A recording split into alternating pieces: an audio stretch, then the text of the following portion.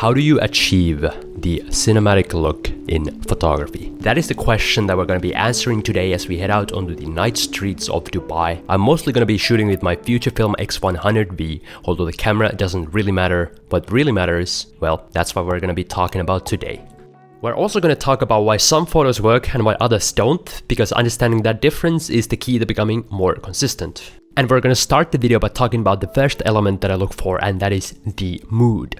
So for those of you who follow my channel, you know that I got a Fujifilm X100V, and just by chance I happen to have a Promist filter that already fits the X100V. So I figured let's use it and see how it works with this camera, because this is an element that is a pretty interesting addition when it comes to trying to take these kind of cinematic photos, especially in a city like Dubai, which doesn't really get the mood setting elements like rain, for example, too often naturally. At least not recently. It's not impossible. Actually, in 2017, I got some really cool thunderstorm photos in the city, but recently no such luck. And what the Promist does is just adds a kind of a glow into the highlights, which I find to be a nice element for this kind of a film-like cinematic look.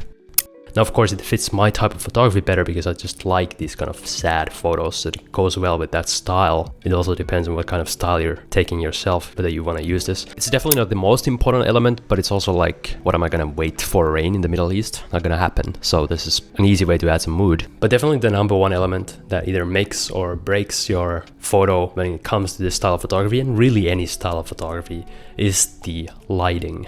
And to be honest, for a long time I imagined that Dubai is not even really a city where you can take photos on the street level, because nobody was really doing it. And nobody was really doing street photography, and partly that's due to some local laws as well.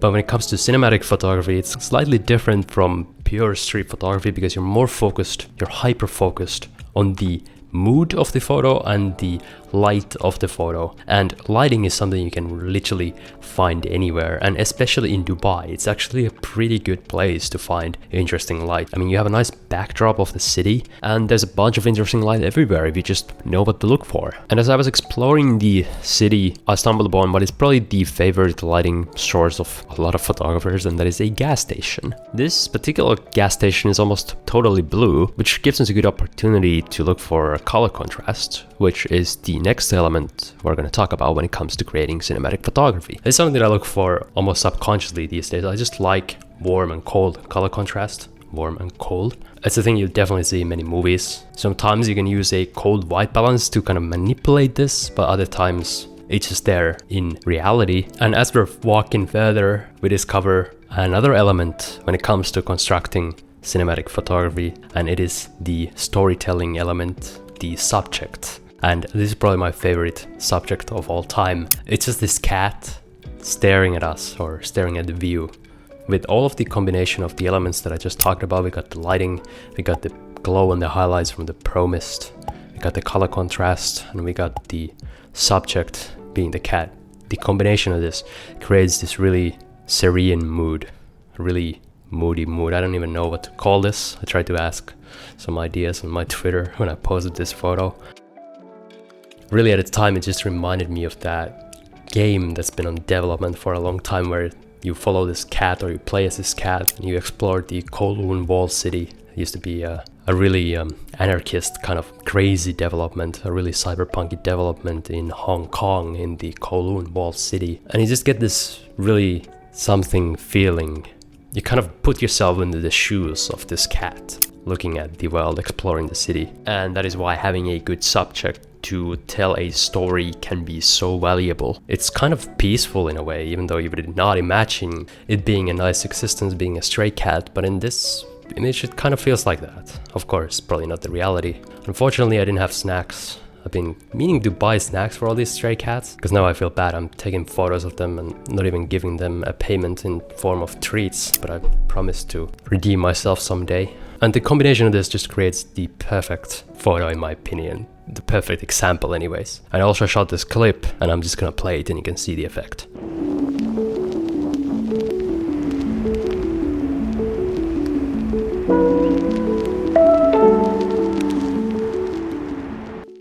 From this point on, we're gonna walk a little bit further into the streets of Dubai, to an area that I've never been to before. This was the financial district. Now we're going to Karama. And during the shoot, I shot a frame that can only be described as a really nice Dubai frame.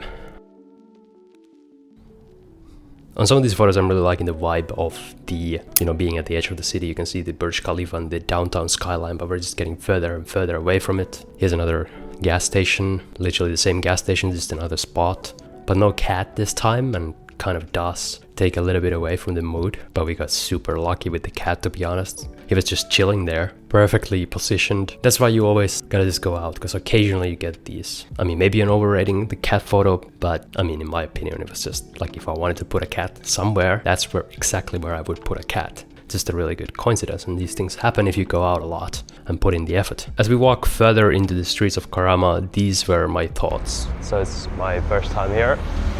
Is it more authentic? Yes. Is it more photogenic?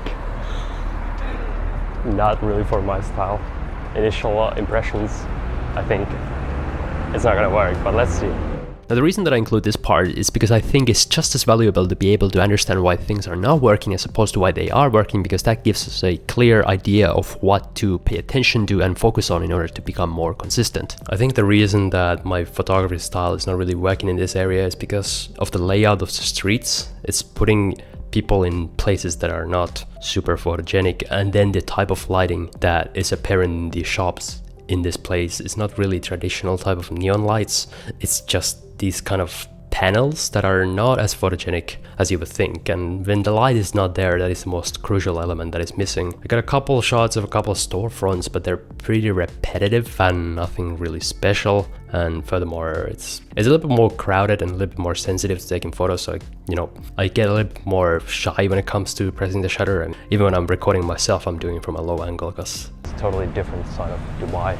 Now people are definitely noticing me and paying a lot more attention than in the downtown area and the financial district. I stand out a lot more. But I kept walking all the way to the waterfront on the edge of the city, but here, no real light either. The thing about this area is that in real life, it does look kind of cool. There's these Middle Eastern buildings and there's a nice waterfront and boats and stuff, but because the light is flat and boring, it doesn't offer us the same kind of opportunity to take these kind of cinematic photos. So from a photography perspective, it's kind of a waste of time to stay there. You want to go somewhere else with better light, and that is the key. But I think even despite that, the Promist filter is doing a pretty good job, making it a little bit more interesting, even though we're basically what I would call polishing a turd. I'm not sponsored by any of these companies, even though it maybe sounds like it. But there's downsides to them as well. You can see a little bit of glare in a lot of the footage that is a bit annoying. For some reason, it seems to happen more even with the Fuji. I don't know if it's the filter thread or just a coincidence. It hasn't really happened with my other cameras. It can be cloned out from pictures, but from videos, kind of annoying. Now, of course, taking the photo is only half the battle. Now comes time for editing. And in this part of the video, I could talk about changing the colors or manipulating the tone curve, but I think it's best if I simply refer you to my channel where I already have a bunch of tutorials on this topic. I'm really excited about an upcoming video because I finally got to shoot the conditions that I've been chasing for the past couple of years, and that is the fog here in Dubai. I think that's gonna be a really nice video. Got some really cool photos that if you like this one, you're probably gonna enjoy. So I'm gonna try to put effort into this video and try to make it as good as possible. Stay tuned for that one. Like the video if it's likable, and see you next time.